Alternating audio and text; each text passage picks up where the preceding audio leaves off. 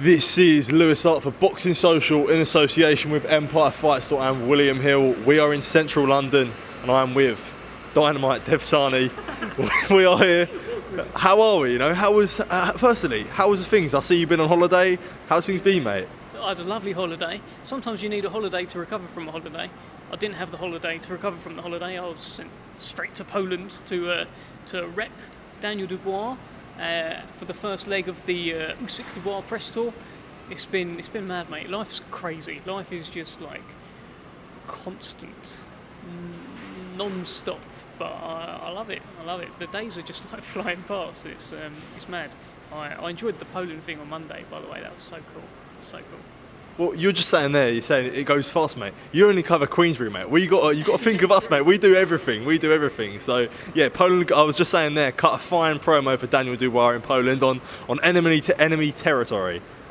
I enjoyed that. I really enjoyed like being up there on the stage in a different role, not hosting, not trying to get people like riled up, but representing the fighter who I've known since he was, first saw him in come into Frank's office all those years ago. God, he was so quiet. He was quiet as a mouse, but you knew obviously he punched people very hard. He's very good at boxing.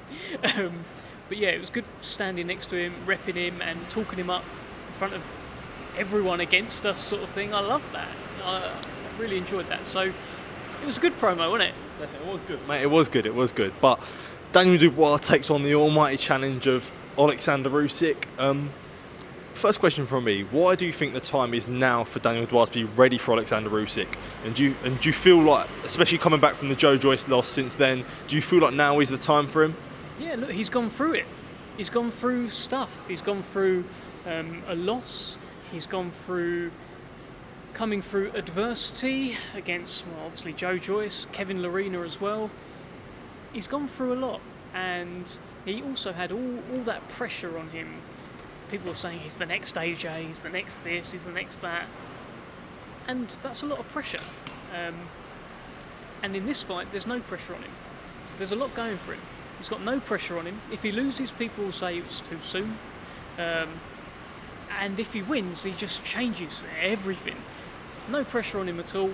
He's younger, he's bigger, he's stronger, he hits harder.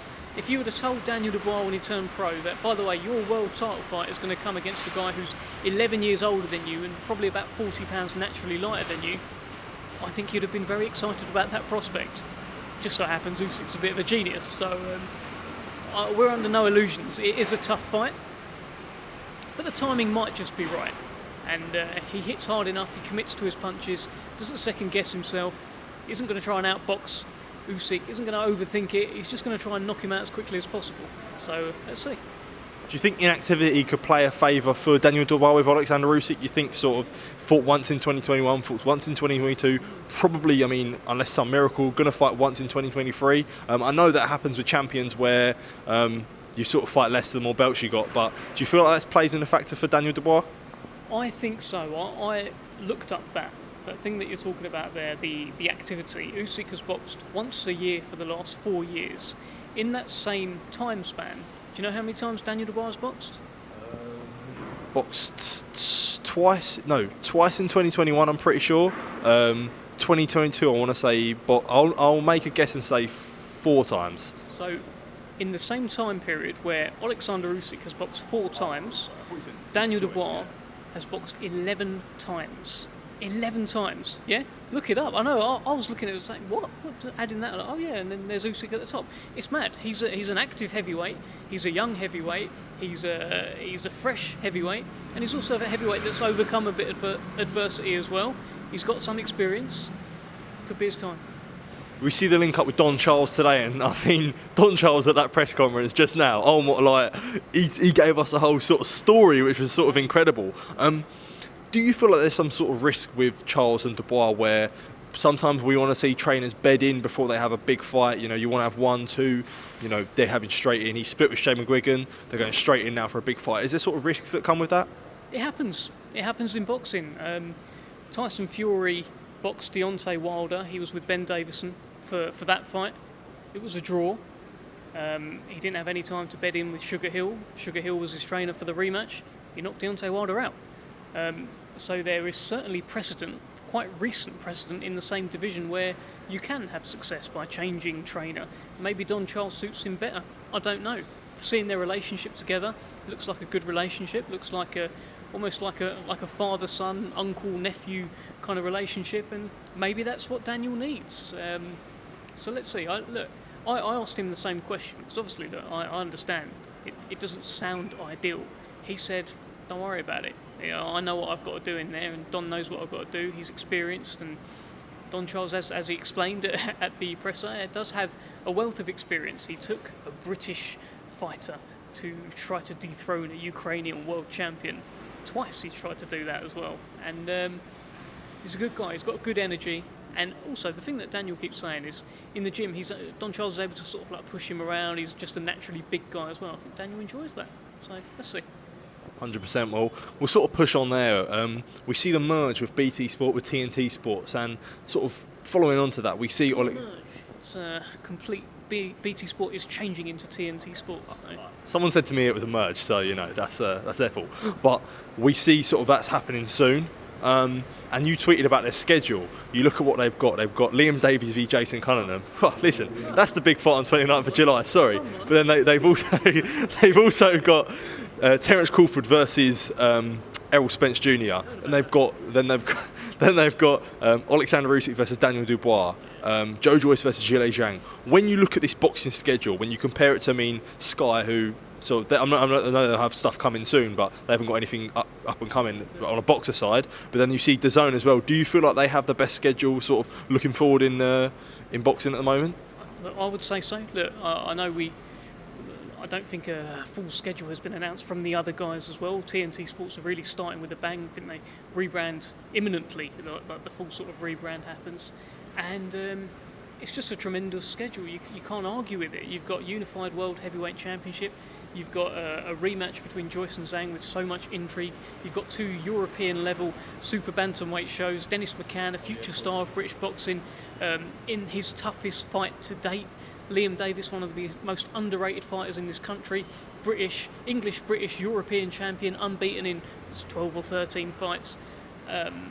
In a fight against a veteran Iceman in Jason Cunningham, who keeps coming back. Every time he's written off, keeps coming back and winning fights. So there's all of that, and I can't wait. And Spence and Crawford, what a cherry on top of the already lovely, brilliant, tasty cake. I mean, let's eat. One fight we haven't mentioned there is Tyson Fury versus Francis Ngannou. Got announced October 28th. Mixed reviews, sort of from one side of sort of predominantly MMA fans, that they were very happy with it, that Ngannou's getting a payday. Boxing side, the purists aren't really happy with it, and that's being sort of honest. How do you sort of react to this news when you see it? I think it's a massive event. I think it's one of the biggest fights out there, full stop.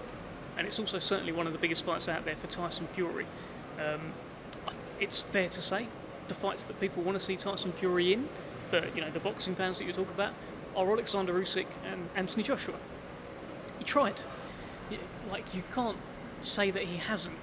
It was Usyk that pulled out of the Wembley negotiations. His own team has confirmed that is exactly what happened. He's offered Anthony Joshua... Sorry. He's offered Anthony Joshua the shot at the WBC title twice, and it didn't happen. And this is a mega event out there for him that's fallen on his lap. He's got lineal MMA champion, heavyweight champion, against lineal boxing champion, and why not? He hasn't got a mandatory at the moment. The WBC haven't given him a mandatory. They ordered Wilder versus Ruiz to figure it out as a final eliminator. They haven't figured it out. Tyson's not just going to sit around there and wait, especially when there's such an opportunity there. Go and do it. I'm sure he'll get back to... after he's dealt with Francis Ngannou, should he come through, I'm sure we'll get back to the fights that boxing fans are clamouring for after that, and they can pursue, Usyk or Joshua. But there's a big problem with that, and that problem is called Daniel Dubois, because Daniel Dubois might just ruin everything. So Daniel Dubois chins Oleksandr Usyk, then there won't be much clamour for Usyk versus Fury anymore. So let's see. I would just say, I think it's going to be a massive, massive event. I'm very excited to be a part of it, and I think after the first press conference, when you see him go face to face, I think people will get more excited. Is there not some argument though there, Francis Ngannou, if this actually, but I know that they're lodging for an appeal for it to be sort of for the WBC title. If this happens, but is there not a sort of argument that you could say where why is he not fighting? I know he couldn't fight Zhang, he couldn't fight Ruiz, he couldn't fight AJ or Usyk. But then there's also Hrgovic, Bakoli, all sorts of other names out there. Kabayel. I know that they don't generate as much interest as an Ngannou fight does, but on a sort of a purist sort of boxing sense, it makes more sense. Could you argue that? Would that be a fair argument? I'm sorry, but they're just not as big fights. Like, I get it. I understand what you're saying there. And all of those guys, they're good fighters, and there would be some intrigue. Tyson Fury against them, but there is undoubtedly more intrigue, more money for. It will do commercially better as well. It makes Tyson Fury more money, makes everyone more money, the broadcasters, everyone more money to fight Francis Ngannou, and it's a massive, massive event. If Tyson Fury fights Hrgovic, for example, it's just not as big an event as Tyson Fury fighting Ngannou. And again, Tyson hasn't got a mandatory. Now's the time to do it, and he doesn't duck mandatories, by the way, as well. Like, his last mandatory was Dillian Whyte. He fought him. Like, it's happened. It's not him to go around seeking, when's my next mandatory sort of thing, like, sort of stick it on me. While he hasn't got one, and this opportunity has fallen on his lap for a mega fight, for loads of money, like, don't begrudge him it, just enjoy it, and I'm going to enjoy it. And I'm sure he'll get back to, what the fans, some of the boxing fans would prefer afterwards. Well, Dev, thank you for your time, and well done on cutting great promos today at the presser in Poland and today. Always do a great job, mate, so thank you, man. I appreciate that, mate. Thank you very much, and sorry about my little cough. That's all right, no problem, man. Thank you.